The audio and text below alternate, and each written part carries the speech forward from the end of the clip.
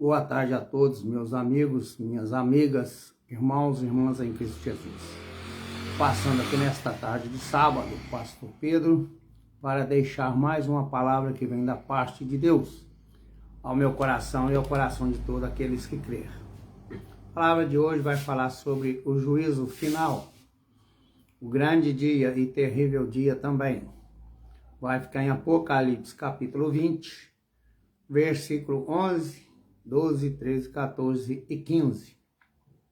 Então aqui é um resumo do juízo final que Deus deixou para que todos possam abrir os seus corações, deixar esta palavra de Deus entrar e não esquecer que todos nós, um dia, seremos julgados, compareceremos diante do trono do grande e poderoso Deus. Hoje ele é Jesus, amanhã ele será o juiz. Hoje tem misericórdia, no juízo não terá.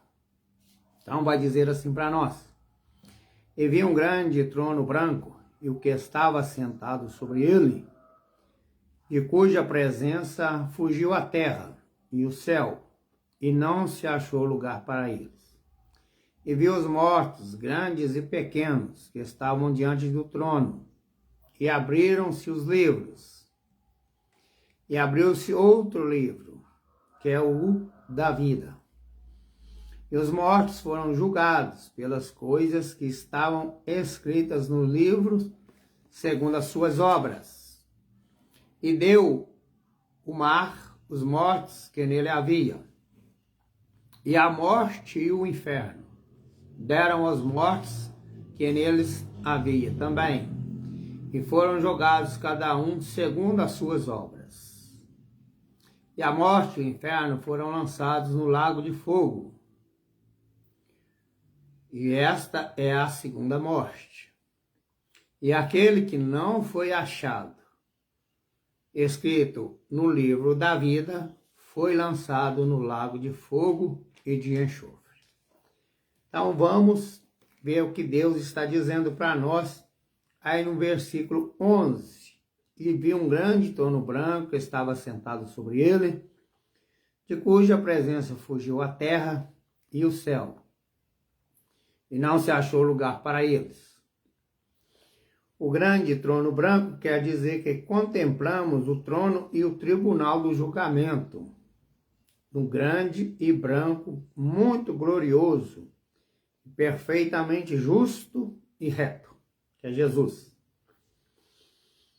Com o surgimento do juiz, que é o Senhor Jesus Cristo, ocorre a dissolução de toda a estrutura da natureza. Com os mortos, no 12, grandes e pequenos,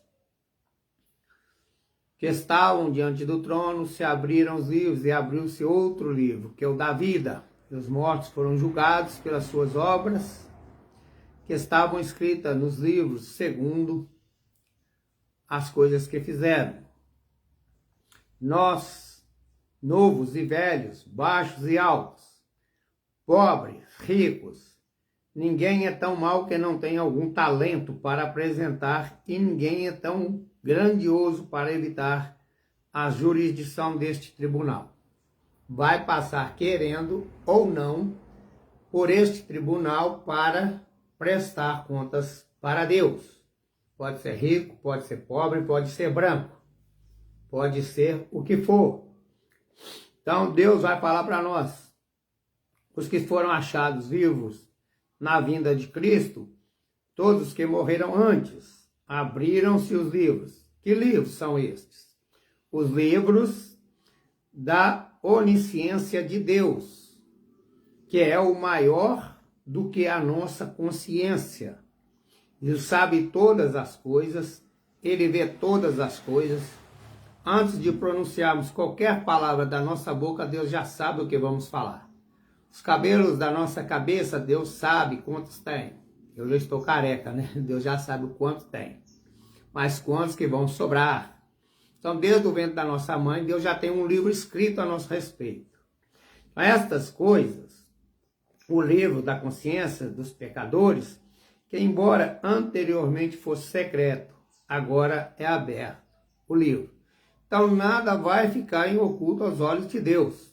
Deus pode fazer aparecer aqui agora, como vai fazer aparecer também neste dia. Seus olhos serão como chamas de fogo, todos vão comparecer diante dele e vomitar, falar tudo o que fez de bom e de ruim. Os que fizeram as obras más, o livro será aberto, das Escrituras, o livro do Estatuto no céu. Então, a regra da vinda, este livro é aberto e contém os critérios pelos quais os corações e vidas serão julgados. Pelas suas obras, os homens serão justificados ou condenados. Deus julgará seus princípios e as suas práticas.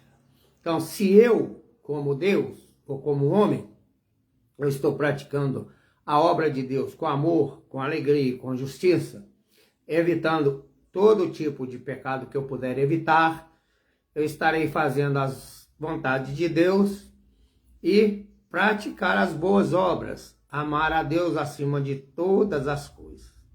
E amar o meu próximo como a mim mesmo. Então, o que eu não quero de ruim para mim, eu não vou querer de ruim para o meu próximo, ou seja, até para o meu inimigo.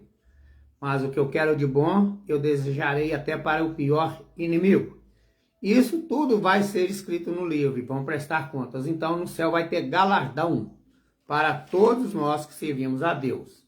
E após este julgamento, uns irão para o céu viver com Jesus por toda a eternidade. Terão grandes coisas que nossa mente não pode imaginar, de tão boas que são. Mas a Bíblia descreve o inferno como um dos piores lugares para os demônios e Satanás e os que estão indo para lá. E depois o lago de fogo e de enxofre, que lá todos vão sofrer, mas é amargamente.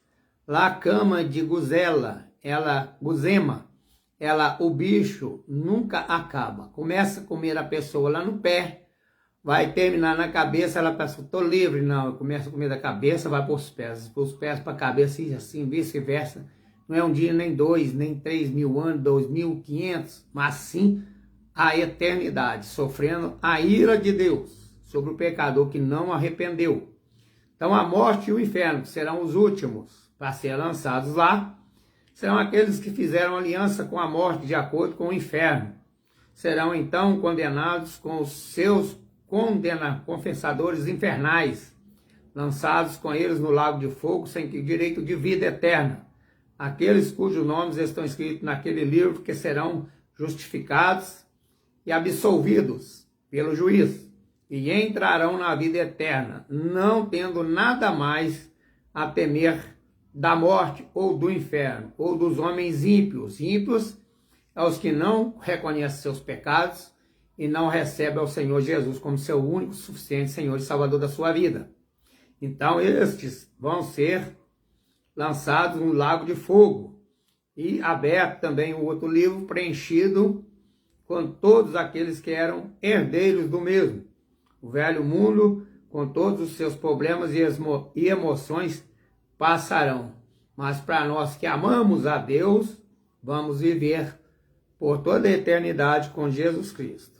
E para se livrar desta ira de Deus, todo homem, se ele fizer o que está escrito aqui em Romanos, capítulo 10, versículos 9 e 10, aqui é confessar a Jesus como seu único, suficiente Senhor e Salvador da sua vida, que diz para nós assim, Romanos 10, versículos 9 e 10. A saber, se sua boca você confessar ao Senhor Jesus, em seu coração crê, diz que Deus o ressuscitou dos mortos, você será salvo. Isso você faz diante dos homens. Não é uma igreja lotada. Onde tiver uma ou duas pessoas falando em meu nome, ali você escutar o que a outra pessoa está falando para você, usada pelo Espírito Santo, receber Jesus como seu único suficiente Senhor da sua vida, visto que com o coração se crê para a justiça e com a boca se faz a confissão para a salvação. Então, não tem nenhum mistério. É somente você crer. Infelizmente, não serão todos.